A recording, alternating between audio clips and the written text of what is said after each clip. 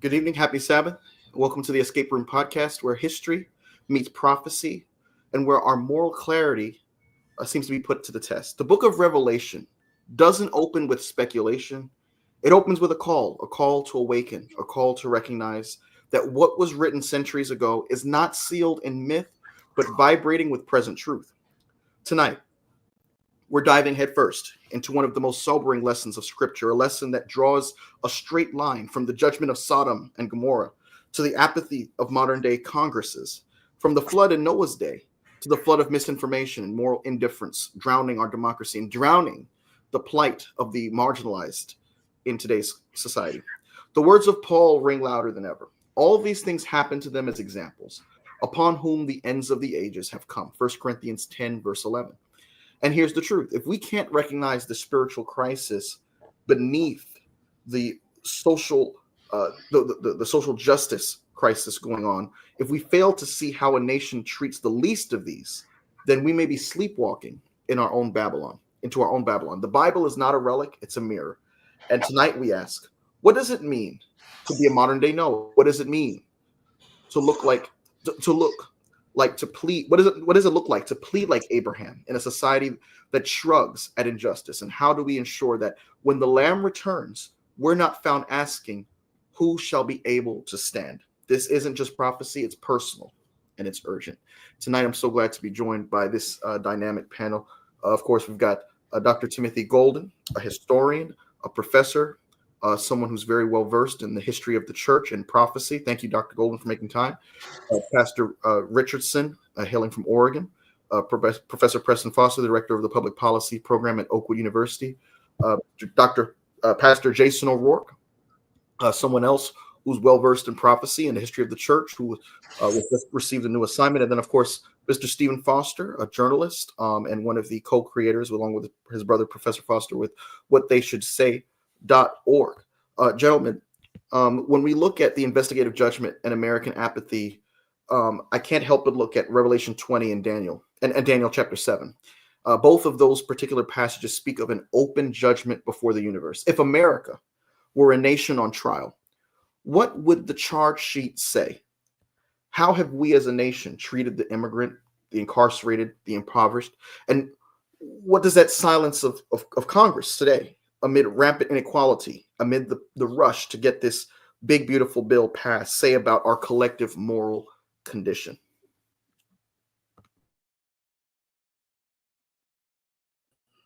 All right, I'll go. And good evening to all you great, esteemed, and powerful gentlemen. I think that for me, and I can only speak for myself, something that was revealed to me is that there's a difference in the language of judgment, depending on who the message is to. And so this is what I'm saying.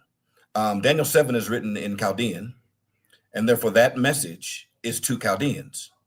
And the message of judgment will be given on behalf of the saints, is saying that people that are oppressing the saints will be judged. Judgment will be given against the oppressors and for the oppressed. That's Daniel 7. But Daniel 8, coming to Daniel a few years later, is the exact same vision, but it's written in Hebrew, which means it's written to Hebrew people. And when it gets to the point of judgment, it doesn't say judgment, it says cleansing. And so I think there's something to be said when we start talking about investigative judgment in our denomination. Who wrote the theology? Was it those that could identify with the oppressor or with the oppressed? Right? Because our investigative judgment historically has been very frightening to people.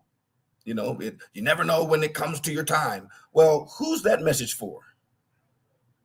And why would that be? If we go back to when it was developed, the people that were oppressed were slaves, and the people that were oppressing were not slaves. And the people that developed the investigative judgment message were not slaves. And it's very important for us to understand they're talking to their people. They're not talking to our people. So for them, investigation is like, we need to be found doing right. And that's why That's why they're like, oh, wait a minute, we don't align with the rest of our people. We're abolitionists. Investigative judgment. Let's get ourselves together, right? We align this way, right? And you see Ellen White, when Ellen White has her vision in Early Writings, chapter 3, the sealing, there's mercy in her vision because Jesus looks down at what he calls the remnant not sealed and pleads his blood 4 times, and God sends a 5th angel to stop the 4 angels at the gate. But when you read William Foy's vision, there is no mercy in his visions. None. Why? Because his people needed justice and Ellen White's people needed mercy. And so when we start talking about investigative judgment, we have to understand who we're talking to, right? Because those that have been under the heel of oppression need liberation and cleansing. Those who wear the heels of oppression, well, it's a different conversation entirely. I think that America's rap sheet, or the church's, I want to kind of contextualize it. I don't want to just lump all of America, but I can speak to my community. I believe our rap sheet shows that we are derelict in duty. When it comes to this conversation, I immediately started thinking about, as Dr. Aurora was talking about, Edom and the warning that comes in the book of Obadiah. Because Obadiah's warning, what happens in Obadiah, we actually get to see a juxtaposition. And then we get to see a rebuke of those in the camp of Israel, who are in the family, but not in the camp. And so we see that Edom and Babylon's coming in, causing the problems. The kingdoms, the principalities are coming in, and Edom is participating in the destruction of their relatives when they're seeking refuge, when they're seeking freedom, when they're seeking liberation, and they destroy. And so I think the church has participated too often, not as Babylon, but as Edom, that we benefit from the destruction of the poor, the marginalized, the oppressed. The reason why a lot of communities don't like coming to church is because all the pastors do is preach about money. All these people, all they do is focus on do's and don'ts. But in reality, the freedom that we encounter, the hope that we find in Christ, is not one of do's and don'ts, but the freedom to experience life fully. And so I think, as I think about where America's rap sheet is, or and the current situation that we're falling in, we must always remember that we have seen this before, and it's written in those sacred pages. And we must not be afraid to actually. America is specific in Seventh-day Adventist end times prophecy. We know what it is. The hard part is too many of our community members, and as Dr. Golden and I know, in the barren, no regional conference landscape of the Pacific Northwest, a lot of our brethren have rejected Ellen White's abolitionist perspective and have taken on Danny Shelton's perspective of Christian nationalism. And until there is a seismic divorce between our church's commitment in media, in doctrine, and not even doctrine, media and tradition, we will continue to be on the wrong side of history when it comes to justice. Michael, it's interesting that we are often castigated as Adventists for being a people too preoccupied with the law. And you yourself are a lawyer posing a question to an Adventist audience about what would be the nature of the indictment against the United States. And I don't think these legal themes and this legal imagery is accidental. I have told people this before. I have never really agreed with the policies of any Republican administration. But the fact of the matter is that Gerald Ford, Ronald Reagan, and both George Bush Sr. and his son, none of them were convicted criminals. Donald Trump is a convicted criminal. That's not hyperbole. That's not exaggeration. That is a brute historical fact. Someone asked me to comment on recently. It was a Canadian journalist who contacted me and asked me to comment on the Trump administration's desire to withdraw from consent decrees that had been put in place during the Obama administration, which are essentially court orders ordering police departments to get their act together so that they can start policing more fairly. The president has decided to withdraw he's decided to ask the judge to terminate these consent decrees. And of course, the 5th anniversary of George Floyd's murder was on May 25th. And the journalist asked me, what kind of message does this send to the American people? And as I reflected on May 25th, I was reminded of May 30th, 2024. That was the day that a New York jury convicted Donald Trump of 34 felonies. We elected that kind of lawlessness into the White House last November. And so you ask about the indictment and what the indictment would charge. It would charge that a country that has purported to exist based on the rule of law has now undermined it at every turn. But if you're Black, this is no surprise, because this has been happening from the very beginning. I've said this before. The account of America in Revelation 13, in Adventist eschatology, that is not a reference to an event. That's a reference to a condition. It's a reference to a condition of deep political and religious hypocrisy. And so I think that if there's going to be a charging document cast in prophetic terms, we have to, it would have to charge the moral turpitude of hypocrisy. And now it should be no accident that so much of what this administration is doing shows so little respect for the law, because its chief executive has no respect for the law. And we have all the pundits on TV scratching their heads. Oh, well, why is he doing this? Or why is he doing that? It's a persistent refusal to engage a lawlessness that is a selective kind of engagement with law and order only when it serves the interests of white supremacy. And until we start talking about that, we're going to just keep spinning our wheels. But America's moral turpitude has, I think, in this day and age, has reached its height almost at a fate, almost at a pitch that is, I don't want to say it's worse than slavery, because slavery is probably the ultimate problem. But in some ways, because it's arguably non-racial, and people can talk about, oh, well, they just trumped up those charges against the president, and those charges are fake and they don't mean anything. There's nothing fake about that jury verdict. And the reality is we have now paved the way for complete lawlessness in the United States. But when you consider America's history with Black people, that is no surprise that we got to where we are now.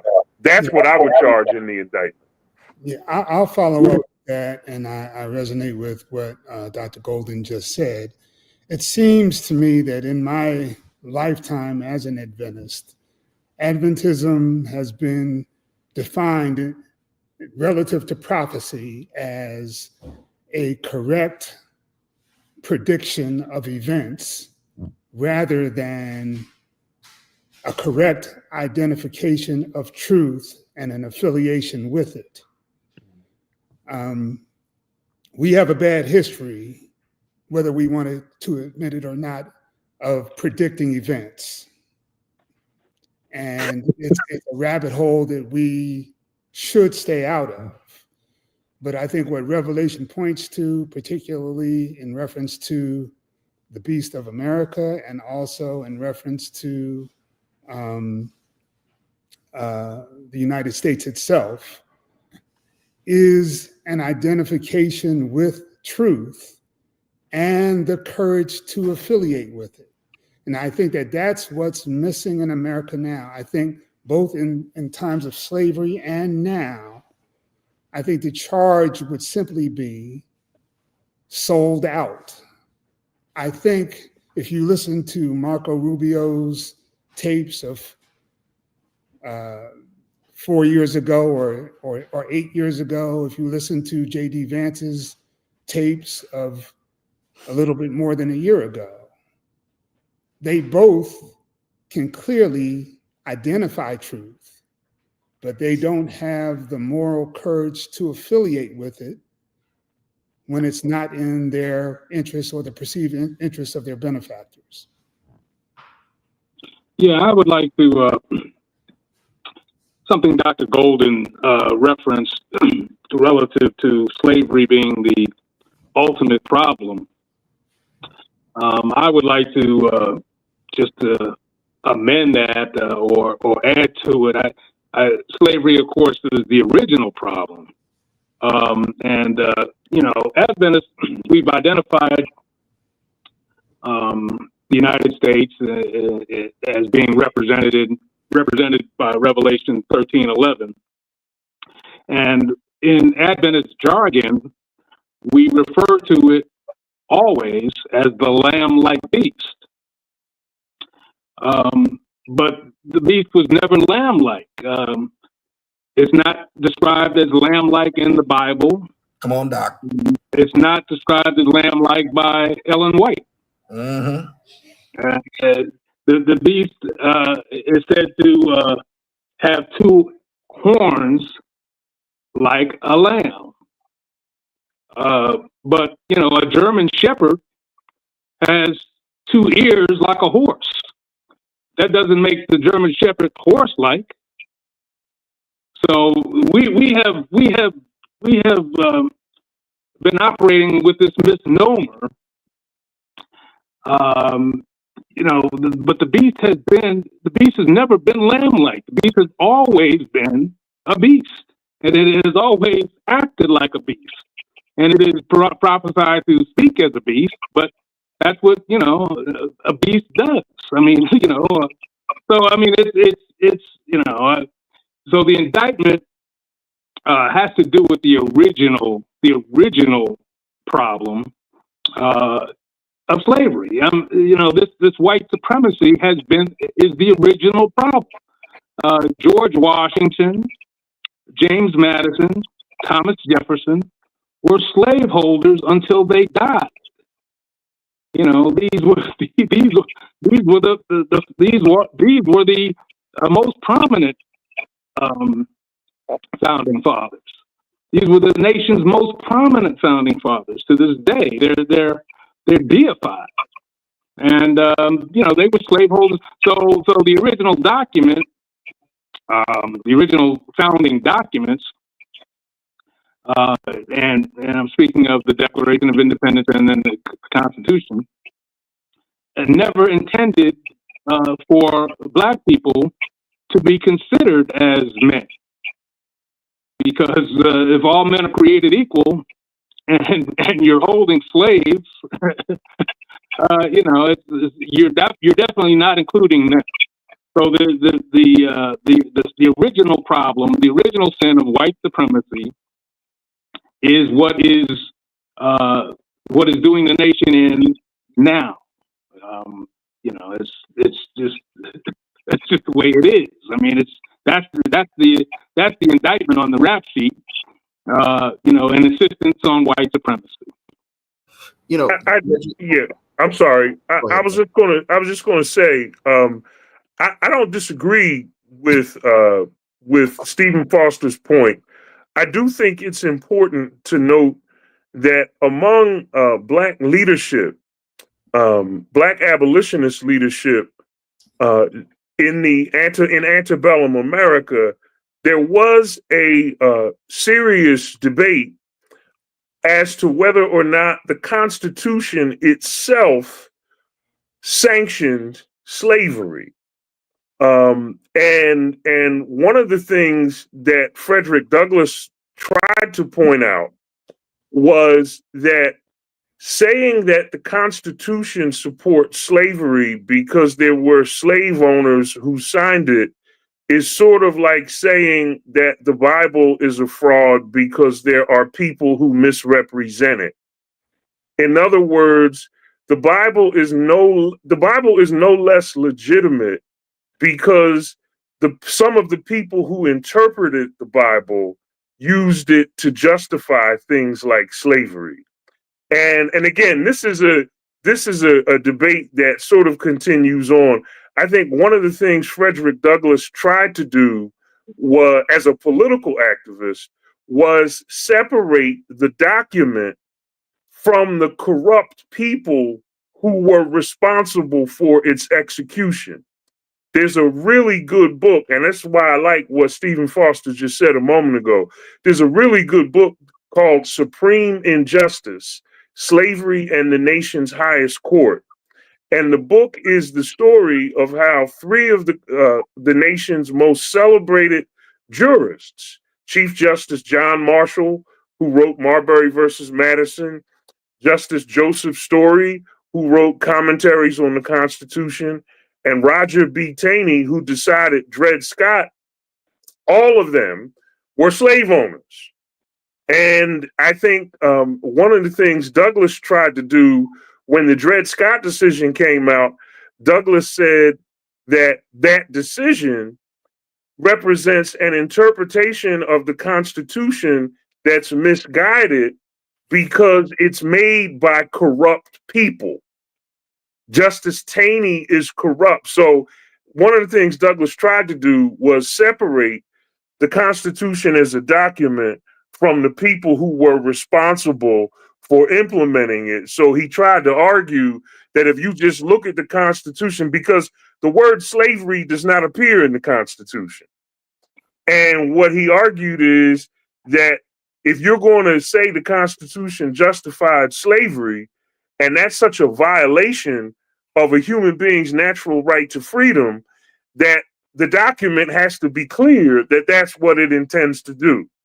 But since the word slavery doesn't appear there, you can't make that argument. I just wanted to point that out to say that that there is this, historically there has been this debate, but I think Stephen Foster is spot on. You know, no matter how you cut it, whether it's the document or the people responsible for it certainly never intended for Black people to have any social or political rights of citizenship. Right. Well, I was just going to add the framers. Madison was a key framer, and Jefferson was a key author of the Declaration. So, I mean, that's why that tension. I understand that tension, but we're talking about first source. I mean, these are the people who actually penned the document.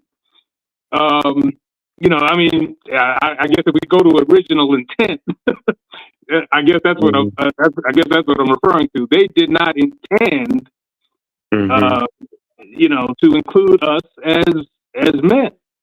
If I could, the theology part real quick that I think Dr. O'Rourke and Brother Foster, you kind of touched on the lamb-like thing where we kind of misnomer it. The reality is it depends, like Dr. O'Rourke was saying, who is the audience? Because I think for a majority of Seventh-day Adventist Christians in the state work, America is a lamb-like beast.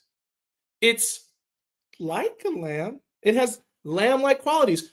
In a sermon that I was preaching about America and Bible prophecy, I had 3 different members at my predominantly European church start quoting the Pledge of Allegiance and saying one nation under God when I was rebuking having the American flag and the Oregon state flag flanking me left and right. And so I think one of the things that we have to realize is, who are we talking about here? For Ellen White, America would not have been a lamb-like beast, or would not be a lamb at all. And so I think one of the things that we have to realize that when we look at who our audience is, like Dr. Roker mentioned, there are people who are actually delusional and have a misunderstanding of what we're talking about, because for them, they're experiencing it as this thing. Their reality in this world of no longer having absolute truths, America is this wonderful light on a shining hill and is doing things. We're getting rid of abortion. We're doing all these things that are Christian values. And so I think I just wanted to touch that, because I think we walked by it a little bit too quickly, because what you shared and then what Dr. O'Rourke shared kind of bring that closer in alignment. For Black folks, America has never been like a lamb in any way, shape, or form. But for Europeans, it has more, accessible and reasonable characteristics. So I just wanted to help us get back and bring that to the forefront as well. The lesson this week focused on the story of who preached 120 years to get the same message, get into the ark. That was the message. And then they fast forward to Sodom and Gomorrah.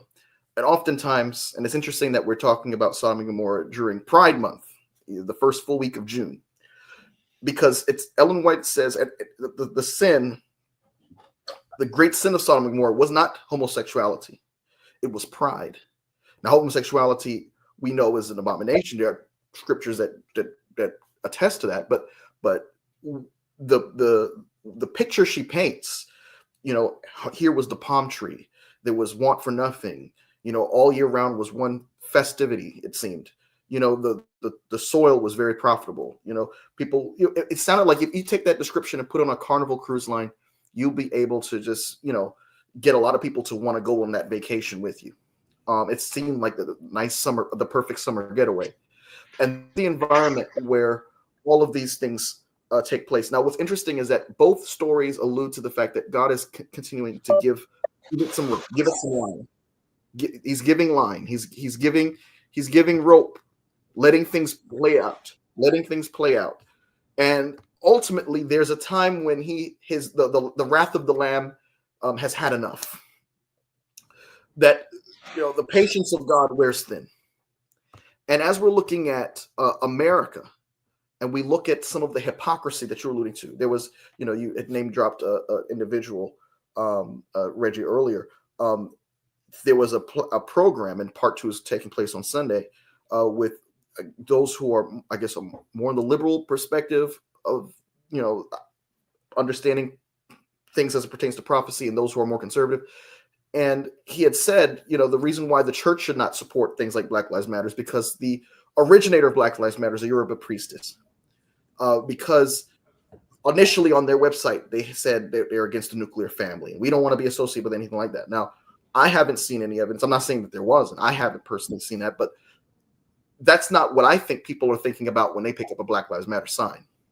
All throughout American history, as you gentlemen have been referring to, the Black lives have been at the center of almost every compromise and debate, whether it's the compromise of 1850, when the discussion was, are we going to expand slavery into Western territories like Kansas? Whether it was the compromise of 1877, in which the party that prided itself on being the abolitionist party sold its political soul for power in exchange for expediency. And the Union soldiers that were protecting blacks were moved, giving way to an open season, a period unparalleled of mass murders and terrorist acts against African Americans, lynchings, beatings, and all kinds of horrific things. This is the 100th anniversary of the parade that the Ku Klux Klan marched in broad daylight in Washington, D.C., 1925. You fast forward, you go through, the civil rights era and the resistance the civil rights era experienced from many who prided themselves as moderate church members. The war on drugs, that was, and then here we are today, and there's a current proposal that would take the marginalized, take the oppressed off of programs like Medicare and Medicaid. Jesus began his public ministry by proclaiming good news to the poor and freedom to the oppressed. Luke 4:18. How should churches today respond when political leaders, when church leaders take a vocal stance for things and proposals that consolidate wealth at the top while cutting healthcare and education, environmental protections, while targeting particular vulnerable groups, and doing it in the name of Christ? Another thing I want to throw is that in Texas, if there's a viral video going, even Doug Batchelor shared it, that there's a representative, the Republican legislature, are pushing through to get the 10 Commandments in the classroom. And there's this other lawmaker who said, I'm a Christian, he's an evangelical Christian, James Tallarico, started to ask, what day is today? She said, it's the Sabbath. Should we be working on the Sabbath? He went down the commandments. Has anyone here committed adultery? Has anyone here bear false witness? Has anyone here the name of God in a blasphemous way? And he exposed the hypocrisy. Michael, if I could just, I think the church's voice always has to be prophetic, but I also think we have to be, and the church has to condemn any sort of injustice that marginalizes people and oppresses people. We have to be conscious of that. As you were talking, I'm reminded that it's not lost on me that Pride Month is also Black Men's Mental Health Month.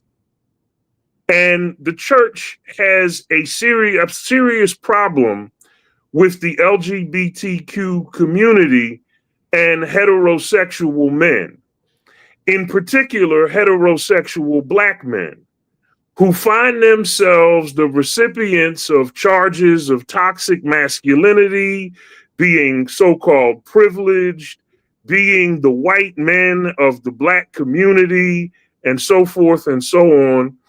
And you mentioned the founders of the Black Lives Matter movement. They were Patrisse Cullors, I'm thinking of in particular, a gay Black woman, a lesbian Black woman, who is now no longer affiliated with the movement, who solicited upwards of hundreds of millions of dollars in the wake of George Floyd's death that still remains unaccounted for. And there is an open hostility, or there certainly was an open hostility in the Black Lives Matter movement toward heterosexual Black men. And the irony is that the Black Lives Matter movement purported to be standing up for victims of police violence. And most of those victims, according to the Washington Post, 96% of Black victims of police shootings between 2015 and 2019 were Black men. And yet we have media accounts stirred up out of nowhere, social media accounts stirred up out of nowhere, saying that whenever Black men talk about the danger that they're facing by police, they're being misogynistic because they're decentering the experiences of Black women. I'm sorry, if 96% of the Black people being killed by police are Black men, then we are already at the center. That's not to deny the tragedies of Rekia Boyd or Breonna Taylor or Tatiana Jefferson. The Black people, the Black community, Black men in particular, have always maintained a certain egalitarian disposition toward Black women within our own community. But there is this canard, which by now should be discredited through empirical research, that shows that Black men are actually more supportive of Black women. And well, I'm sorry, the canard, the lie is that black men treat black women the same way that white men treat white women. And that's just false. Okay. And when you add on top of that open hostility from LGBTQ community members toward heterosexual black men, the church has a problem. And the church has to address this problem. I am not toxic because I am a man. I do not have the same vision toward a black woman that a white man has toward a white woman, no matter what Bell Hooks tells me. Right? People talk about Trump and the Central Park Five. Bell Hooks did the same thing. She came out in 1989 and castigated these 5 black men who turned out to be innocent, talking about they were nihilistic and they were sexual predators. And you're just heaping the same trope of the black male rapist onto black men that white suffragettes did when they were trying to get the right to vote. So we have to sort through a lot. And I can oppose certain aspects of the Black Lives Matter movement without supporting Donald Trump, right? And that's the line that we have to walk. We have to figure out how to walk that line and address that problem. So, gentlemen, I'm terribly sorry. I have to go. I have another meeting with the CJC, Conscience and Justice Council, in just 15 minutes. I wish I could continue the dialogue. Thank you so much, Michael, for inviting me. God bless you, gentlemen. Take care and have a happy Sabbath. Happy Sabbath. Thank you, Dr. And before I move to you, one of the things that's also floating around is this replacement theory idea. That is a huge factor in a lot of the things that we've been discussing. On 12:01 p.m. on Monday, this upcoming Monday, there's going to be a travel ban in place on certain countries, 19 countries exact, that include Myanmar, Chad, the Republic of the Congo, Eritrea, Haiti, Iran, Libya, Somalia, Sudan, Yemen. And you look at that and then you compare it side by side with the open embrace of white South Africans. White House officials welcoming them with open arms. Again, we're talking about the leeway the Lord is giving, in the context of, Noah during his 120-year evangelistic campaign effort, during Sodom and Gomorrah's time when the message was get out of the city now, right? And the time is gone. Abraham said, Lord, if you can find 10 men, he whittled them down from 50 to 10.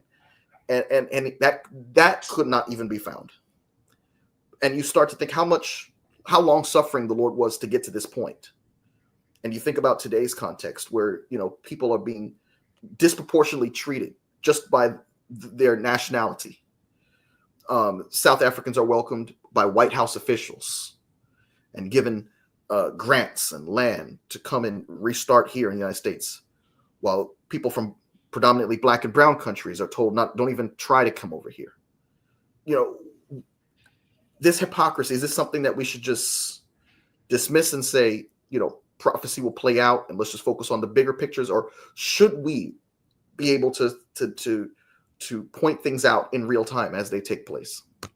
Well, again, I personally believe that the issue is the ability and willingness to identify and affiliate with truth. And going to your point about pride, in the 7 deadly sins, the first sin that's named is a proud look. Pride is what the enemy uses as a wedge, and it works brilliantly, in quotes, because whether it be racial pride, gender pride, you name it, there is a way of dividing people based on their view of their own exceptionalism. And that is it's almost drug-like when posed to people in a proper way, and it disables them from affiliating with truth, even when they can recognize it. So I see pride as kind of a central sin that's used in society. It's used by politicians, it's used by business people, it's used by even ministers. This whole resistance to breaking down these regional conference, all of it, that's about pride. And we can't seem to detox ourselves from it. We have a spiritual pride. We have turned self-righteousness into an asset in quotes, because we think when we hold up the standards and beat people over the heads with standards, that we're doing something good. But again, if you look at what Christ did, Christ had standards, but he was running up against the pride of the Pharisees and the high priests.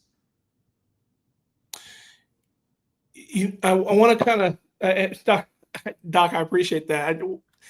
I started thinking as you were sharing that my biggest fear about where we are is not so much about the wrestling with truth, but whether or not we are willing to, what does that truth do once it's inside of us?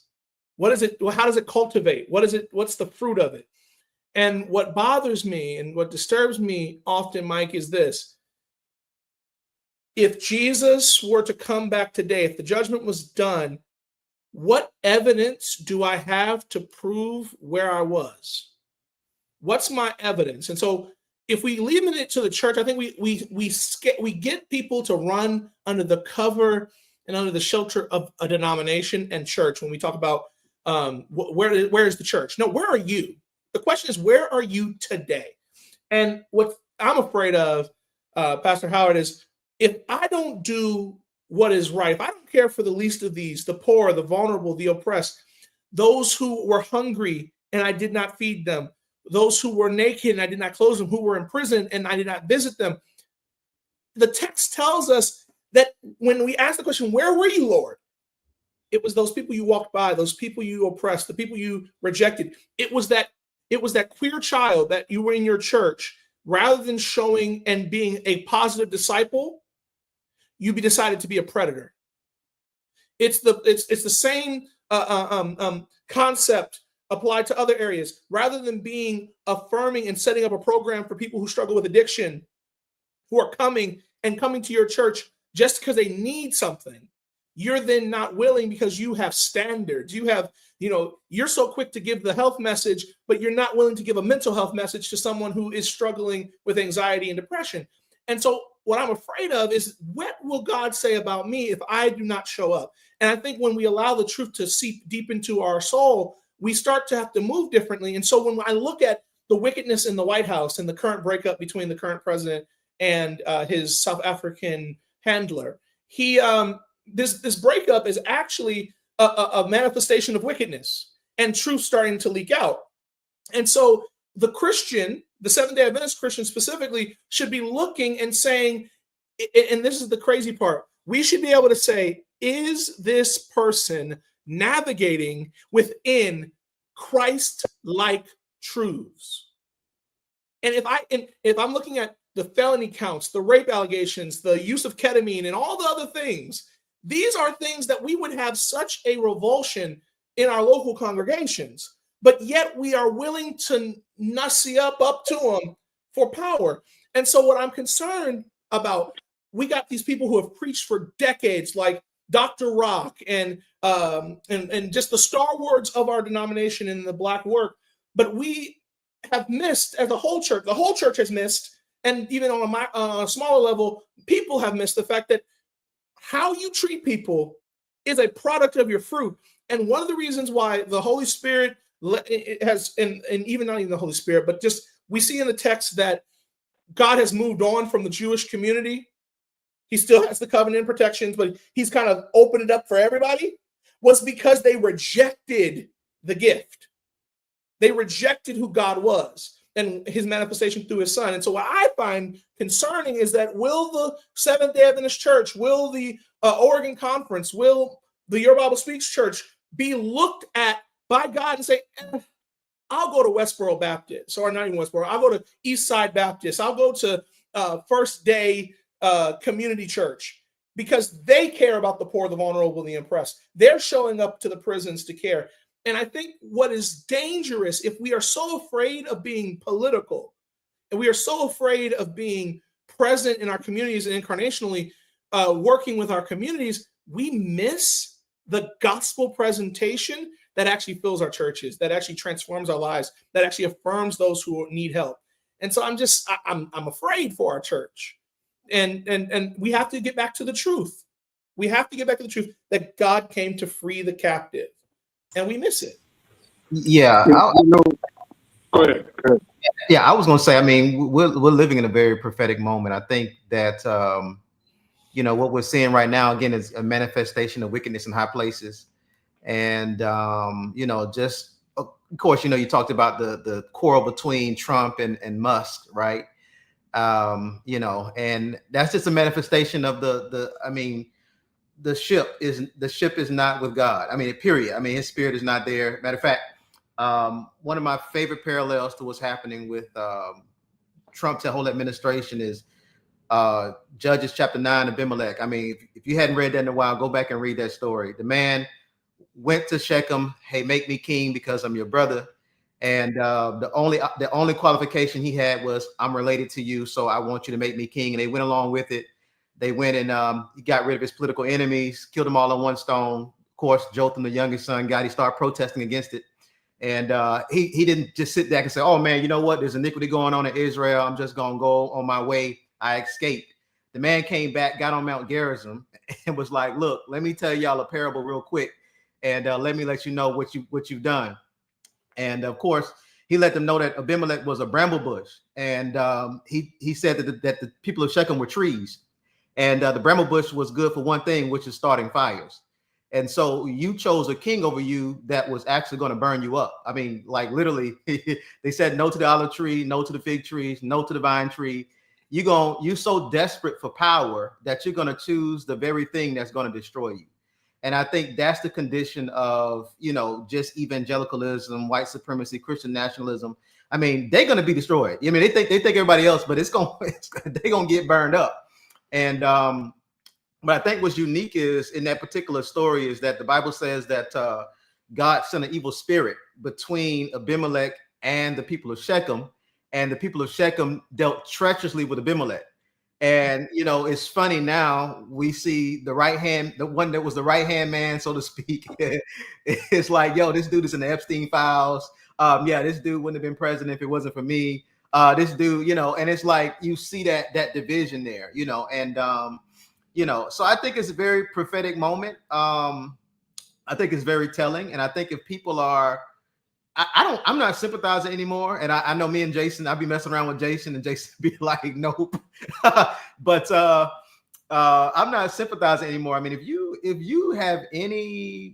think that this administration has anything to do with God or his vision or his mission for the United States and anything like that, and you're Adventist and you call yourself a believer in Bible prophecy, you're madly deceived, and you are en route to receive what you are trying to escape the mark of the beast, right? Because if you're in line with the character of the beast, I mean, the logical next step would be to receive the mark, right? Or his impression. So I think that those who are lining up, I mean, they're just basically already saying, hey, I'm in line with the dragon. I can't sympathize anymore, because God is saying, look, I mean, this is what it is. and there's no way around it. And so I think this is a moment for us to preach. And yeah, it's going to sound political, but Babylon is fallen, right? I mean, if you're going to identify that she's every unclean and hateful bird, that she is filled with demonic forces. I mean, you're not talking about a non-real entity. You're talking about a real entity, a real system with people, and you're saying this thing is filled with devils and demons, and it has nothing to do with God. And so that is a very political message, and so I want, this is I think it's a very key moment for us to be able to protest, speak out, and call it what it is, Yeah, Kerwin, thank good evening again, everybody. I want to just piggyback off of that, if I could use that term among Adventists, that when you talk about where we are and you look at the whole lesson as we pivot back and we see the investigative judgment concept, you see that with Noah, where he had a time period where he was preaching for the 120 years. You see it in a smaller scale with Sodom and Gomorrah. But the point is, God gave mercy for each situation. And as you look throughout the Bible, God has always done that. And so I think also for America, that is also the case. And what we have to look at is not only do we know, like you talked about, the source of pride, that started in heaven with Lucifer. That was his pitfall. And that is what he has brought and sold as his number one device. And so when we get back to just understanding the interpretation and Bible prophecy, that's the foundation. And we've got to understand the investigative judgment is here now. And a lot, as the memory verse brings out, very simple, there will be a lot of individuals that will fall to the wayside. And that is not from the world, that is from the church. Because it was the Pharisees who persecuted Christ. It wasn't the Roman government, it was the church. Yeah. One thing real quick, and you notice it's crazy because even when they tried to get Christ the first time, the Herodians and they came together with the Herodians, right? The scribes, and they was like, look, we want to get you, we want to crucify you now, and church and state joined together. So yeah, I mean, essentially they said we have no king but Caesar, right? And so, they were willing to sell God completely out for political power.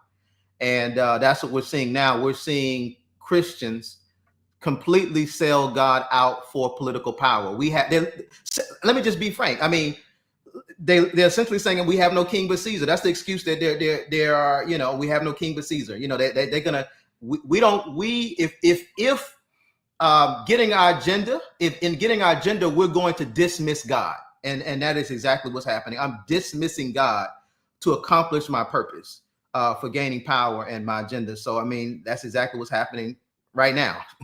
They're about to crucify the Lord in the person of his people.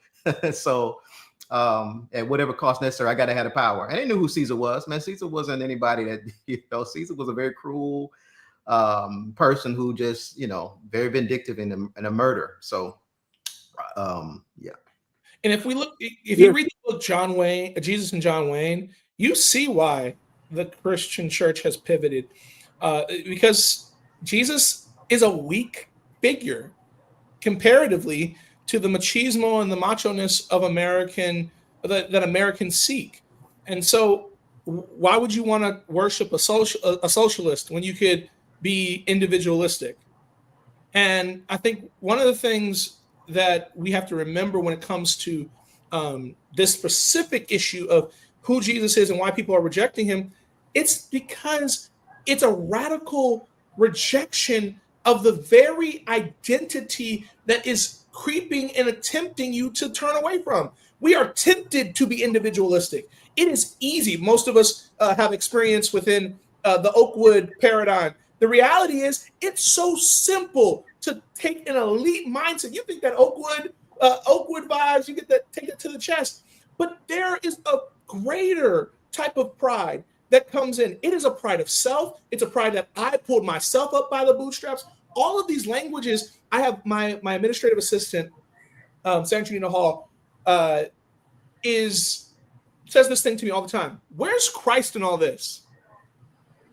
Christ is supposed to be the first, the center, and everything. But for most people, they don't care where Christ is. They actually would prefer him to stay out of the way. And so if they're longing for Jesus to no longer be there, like to the point about no God, no king but Caesar, it's one more step that has to go. They start to grieve. And so this great falling away that people are trying to build their churches. We're doing Pentecost 2025, trying to reap what we have not yet even sown. And the problem is we're in the great falling away. Jose Rojas told me in 2018, you're going to pastor during the great falling away that has already started. That completely changed my paradigm. And it's made me shift from how to grow my church, but then how to actually show up. And so to young adults, and we have to be more willing to say, hey, I'm going to join a board of my local congregation. I'm going to serve alongside my progressive and more open-minded pastor so that we can move the church in the right direction. The fact that it is easier and it was quicker for me to be a delegate to the Democratic National Convention than a pastor in the Oregon Conference to try to go to GC or even be a constituent at my union level and being one of the few young adults that actually were there is crazy to me. So political power seemingly is easy, and that's why people keep drawing towards it. But the power to say, I submit to Christ requires a humility and a dying to self that most people are afraid to do. And as we end, I do want to give Dr. Jason O'Rourke an opportunity to jump in. I noticed he was trying to jump in earlier. And Dr. O'Rourke, even in the previous episodes, you alluded to how Ellen White said, maybe race relations in the church should be maybe we'll find some other way, I think was the quote. And that seems to be in alignment with how America, from generation to generation, has treated the race issue. From the founding father, like we were discussing earlier, the founding fathers punted that issue. They put in there a clause that said the slave trade would end in 1808, but the slavery practice continued, of course. And you compare them side by side, and it seems to be similar almost in their approach, which is let another time period deal with this. Isaiah and Amos warned ancient Israel that their solemn assemblies and burnt offerings meant nothing, while justice was denied in the courts and the poor were trampled underfoot. So how do we, as the church, as the remnant people, rectify this notion that this is going to be done away with in some future time? Focus on baptisms, focus on camp meetings, focus on evangelistic efforts, and doing that, that's exactly where God wants us, and those other things will just fall by the wayside in due time. All right, so let me attempt to answer that as I guess we prepare to land the plane. And I'll repeat myself from a previous. There is no biblical evidence, with maybe two exceptions, of God ever sending his prophets from his conquered people to directly initiate a conversation that critiques the ethics, morals, values, and behaviors of their conqueror. There is no evidence at all, with two exceptions, Moses and Jonah. That's it. And all they do is say, here's what God says, you will either let my people go or you're going to be destroyed. That's the end of the conversation. There's no critique of the conqueror's behavior. Okay, Isaiah writes to his own people about the conqueror. Joel writes to his own people about the conqueror. The prophets write to their own people about their conqueror's evil or about their own evil. So point number one, prophetic truth is to your people. Stop trying to talk to people that are not your people. It's not your job to convert the masses. It's not your job. Daniel didn't set out to suddenly become, the emasculated senior eunuch of Nebuchadnezzar. That wasn't his life goal. Esther was fine before she got brought into the harem.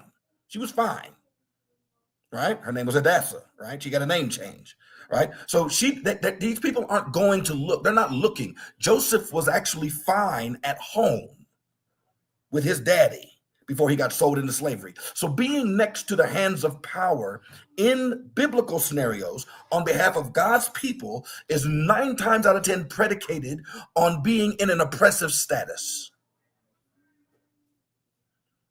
And you don't see them taking the initiative to critique the king or the conquering people. They tell their people, listen, God's going to work on our behalf. They're wicked. Let's not align ourselves with that business. Okay? So we have a problem in that we have been taught, we have been made in this nation the priest, the prophet, and the sacrifice. And we keep trying to live into all of it. And I refuse. I am not their prophet. I refuse. And when you read, because somebody brings up, do we love to bring up Jesus? What would Jesus do? Let me tell you what Jesus did, because I mentioned at the beginning of Daniel 7 and Daniel 8, and how the language difference says it has 2 different audiences when dealing with the judgment. The Hebrew Daniel 8 says we're going to cleanse the oppressed people. The Aramaic Daniel 7 says we're going to judge kingdoms and powers. Okay? Jesus quotes Isaiah. Isaiah says, the Spirit of the Lord is upon me because he's anointed me to preach the gospel to the poor. He gets to the last verse and he says, to preach the acceptable year of the Lord, day of judgment of our God. But when Jesus quotes that, he doesn't say day of judgment of our God. Why? Because he's talking to his people who are under the hands of the Romans, and they don't need a day of judgment. They need the acceptable year of the Lord. They need the Jubilee, right? And so that's why that message is framed that way. So if I am me, I'm not worried about the Adventist church. That's not my issue. Other people can worry about the Adventist church. They can be worried about no, that's not my issue. So let me tell you who's speaking to that side of the aisle, if you will. Okay, Kevin Burton, Michael Campbell, right? People, historians, they're standing up over there and saying, we have some issues that we need to address. Why? Because we have said it for about 100 years and have been ignored. Our work, whether we like it or not, because we are dealing with human beings in a system that has a hierarchy of social stratification, my work is to my people. And my work at my church is to figure out, how do I address the do like Jesus did? How is the Adventist way of being to be used, all of that, to be used to uplift people in South Chicago?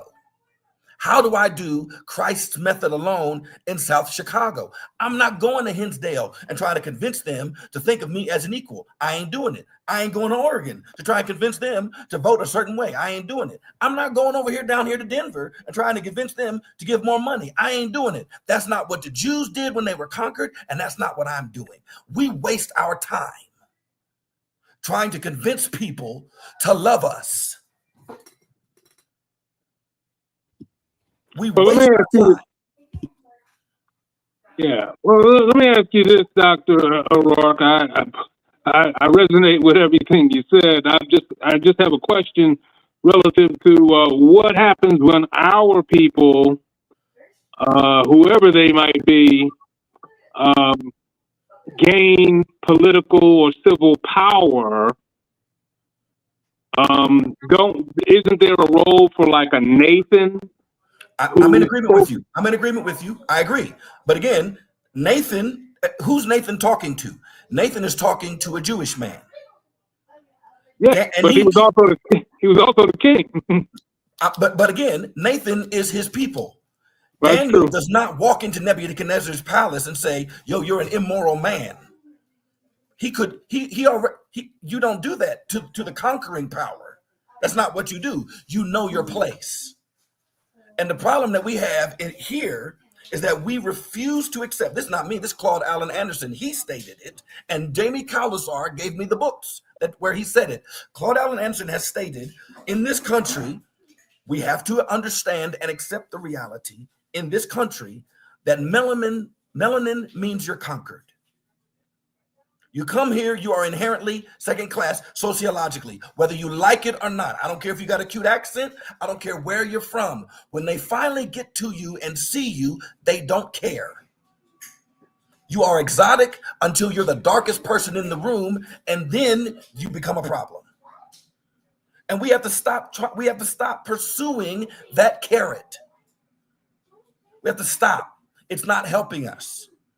If you happen to be a Daniel, good on you. And that's why Daniel wrote chapters 1 and chapters 8 through 12 in Hebrew. He needed his people to know, look, I am still Hebrew, even though they've moved me in the palace. Right? This is why when given access, you have, but if you read in all of the years of his activity, what is he? He never initiates a conversation with the king. The king has a question, he gives him an answer. He doesn't run up saying, hey, guess what? You immoral, unethical, illegal, you non-valued, non-Yahweh worshiping pagan. He doesn't do that. That's not his role. His role is to make sure you need this done. Okay, cool. As long as it doesn't make me contradict my beliefs, bet. And if it makes me contradict my beliefs, then you could go ahead and kill me now. I won't do that. That is, and the problem is, I don't care who said it. I feel like it was Richardson. I look for, because you run into this issue, Mr. Foster. Can I call you Stephen? I just don't want to be disrespectful. You run into this issue is that when you get our people in power, then all of a sudden they forget who they are and where they came from. So whether it's my people or somebody else's people, I look and listen for Jesus. I look and listen for Jesus, and I'm looking to be and to sound as much like Jesus as possible. Where I don't see Jesus, I know I'm talking to a Babylonian. And if I'm talking to a Babylonian, I am not your prophet. I am not your prophet. I will love you and give you Jesus all day. But please don't ask me to critique your system, because you're not going to be mad at me when I point out the hypocrisy of your foolishness. No, thank you. I will take care of my sheep. I'll take care of the congregation God has given me, and I will love them. I'll work however I can be as Jesus-centered. I'll be an apostle to the Gentiles. Absolutely. I ain't no Gentile prophet. So Amos chapter 5, verse 24 says, let justice roll down like waters and righteousness like an ever-flowing stream. As we close tonight's journey through prophecy, allusion, and symbolism, we're reminded that the stories of Noah, of Sodom, and of Abraham's intercession are not simply ancient tales frozen in time. They're divine warnings wrapped in mercy. Warnings not just about what will come, but who we're called to be now. These stories pulse with urgency because we are, as Paul wrote, the ones upon whom the ends of the ages have come. The prophetic word isn't merely about beasts and timelines. It's a call to live justly in the present, in the face of systems and powers that perpetuate inequality, injustice, and cruelty. It is a call to cry out, like Abraham, shall not the judge of all the earth do right? And then reflect that divine justice in how we treat the marginalized, the voiceless, the forgotten. In Noah's Ark, we see a remnant preserved through obedience and holy defiance. In Sodom's judgment, we see a society condemned not just for immorality, but according to Ezekiel, for arrogance, excess, and the neglect of the poor and the needy. So what does this mean for us? It means that the true end-time people of God are not only students of prophecy, they are champions of justice. They don't hide behind symbols. They embody the Lamb who was slain, sacrificial, humble, bold in truth, and tender in love. Until next time, stay rooted in the word, anchored in hope, and relentless in your pursuit of justice. This was the Escape Room Podcast, and I'm so grateful for the discussion we had this evening. Happy Sabbath, everyone.